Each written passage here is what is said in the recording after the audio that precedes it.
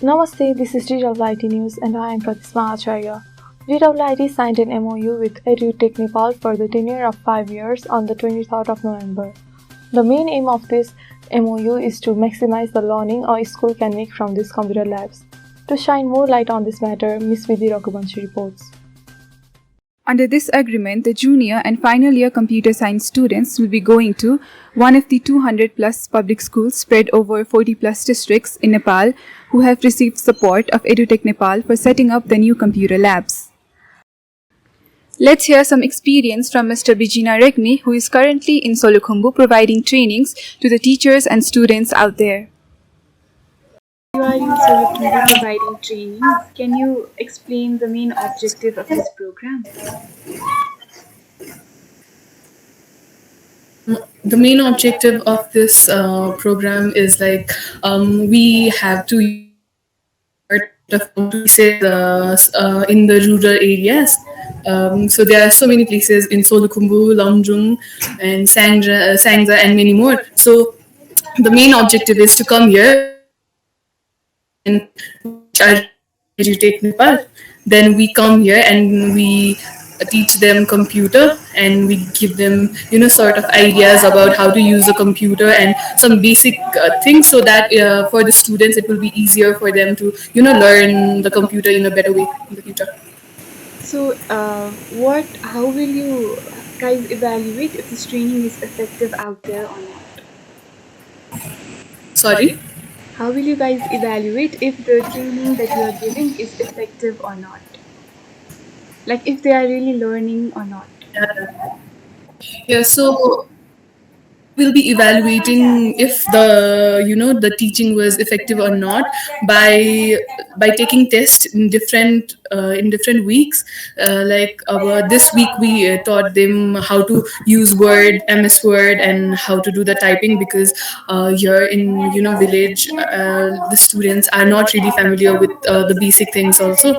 So we taught them MS Word typing. So we'll be taking some tests the following week, and then we can see the progress about how they are learning or not. And by seeing the progress, we can evaluate within ourselves also if we have to change the teaching process or if they are learning or not. Or that's how we are going to evaluate. And at the end of this program, we have some certificates and there are some forms, and we are going to take test. And not only the students, but we have been teaching the teachers of the schools as well, and then we are going to take their tests and we are going to evaluate based off the progress. So lastly, what are your expectations by the end of this program? By the end of this program, I have a lot of expectations. We are here from Kathmandu, coming here to places, and it's a very different experience. It has just been some days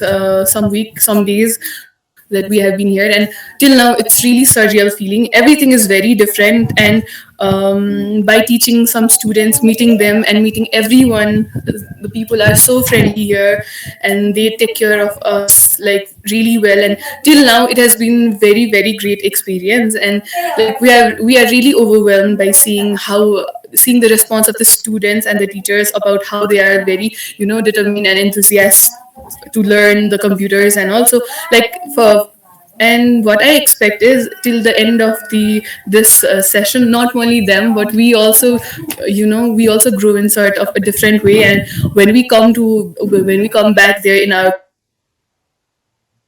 instruction about more focused on goals and everything. And definitely after the end of the session, we are going to feel very great if they progress and if they learn something. And and then after, when we look back, when we see we were there in this place and we taught them this, then by seeing them, we'll be really happy. And we have some good plans also, conducting different activities and making new clubs like we have in their work. So let's see how it goes, and I really expect everything goes as per our plan. Yeah, that's it. Wishing you a very best for your upcoming journey, and thank you for joining me. And now onto the college updates.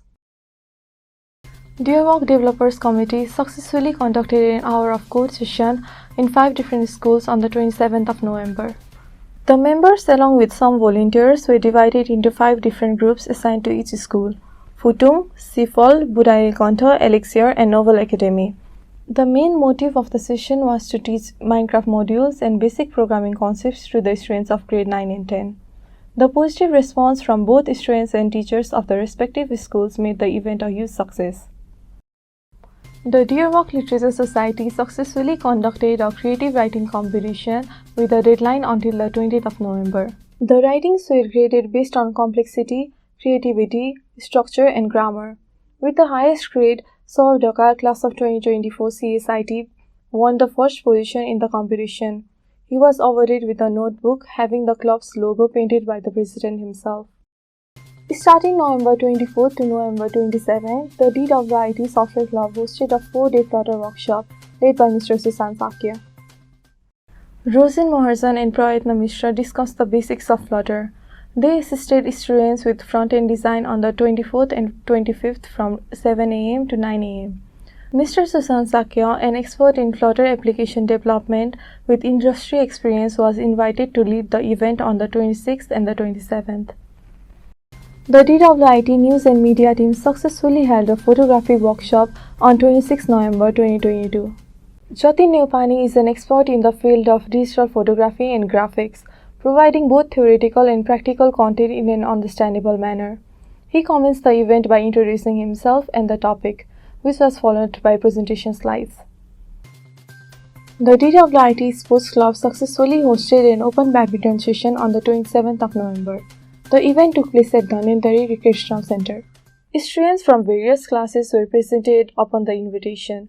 The session lasted for 3 hours and there was a small cooling down session afterward. Nuraj Rimal crushed all of his opponents to become the king of the court. The Dear Express Club successfully conducted a presentation session on the 25th of November. The session had a total of 11 participants. Each participant was given a total of 5 minutes to complete this presentation. All the participants were unique and creative with the topic in their own way. Sadiksha Gimere was declared the runner-up and Anushka Dahal was awarded the winner of the session. The midterm examination for the batch of 2025 BCA started on the 5th of December. Meanwhile, the batch of 2023 CSIT are having their midterm examinations. The DWIT Sports Club organized the relays of World Cup 2022, Predict and Win. The participants must predict the outcome of each game throughout group stages, round of 16, quarterfinals, semi-finals, and the final. The person with the most points at the end of the tournament wins. Let's hear more about it from the campus chief, Mr. Hitesh Karki. So I'm really happy with the application that the sports club came about regarding the World Cup prediction. But initially I wasn't happy with them simply because there are a lot of features that I kind of expected in that particular kind of application. So I always tell all the students that if you're trying to build an application, you better think it through, plan it well and release it in time and then with complete features. Because I think what happened with this particular application was that people kind of lost interest initially because there was not much happening in the application. And if I remember correctly, perhaps a year ago, when we had a Euro Championship going on, I think everybody kind of enjoyed playing to the system simply because there were so many features. So you could see the leaderboard, you could see the game time, you could see the points accumulated by the individual people. So there were a lot of interesting features and even the UI looked a lot better. But this time around, probably the UI wasn't great enough. And the second thing, there are a lot many features. Now I get to know that there are a lot of features that has been introduced, but I think it's a little too late. So all I want to say is, it's kind of job after. So I won't say it was a great piece of work, but I think for the next time, whenever you kind of try to develop some certain applications, you make sure that is liked by everyone right from the beginning and not from the middle. So that's all I have to say regarding the application. And now onto the voices and opinions. The election of House of Representatives and Provincial Assembly was held on Sunday, 28th November. This is the second election for the House of Representatives and Provincial Assembly since the promulgation of Constitution of Nepal in 2015, which started the country's decentralization process. The recent election held on 20th November and the local election held on May 15th followed the years of political instability, including the COVID-19 period and vote of no confidence in regard to the former Prime Minister, Mr. K.P. Sharma Oli, after his two failed attempts to dissolve the parliament. The elections allowed people to choose their leaders, and more than 2 million young Nepali were allowed to vote for the first time in 2022. As many people were not satisfied, let's ask them their opinion on the voting results. Are you satisfied with the voting results? I'm pretty satisfied with the voting results. The emergence of new political party as a national party is unprecedented, but I hope the new political parties keep up their promises and let's see how they carry out themselves in the parliament. Thank you. Do you think young politicians can make more positive changes in our country as compared to the existing old politicians? Yes, I think youth politicians can make positive changes in our country because they are more energetic and active. They can be creative force, a dynamic source of innovation as well. Young generation is more engaged, which lead towards a higher quality of democratic governance.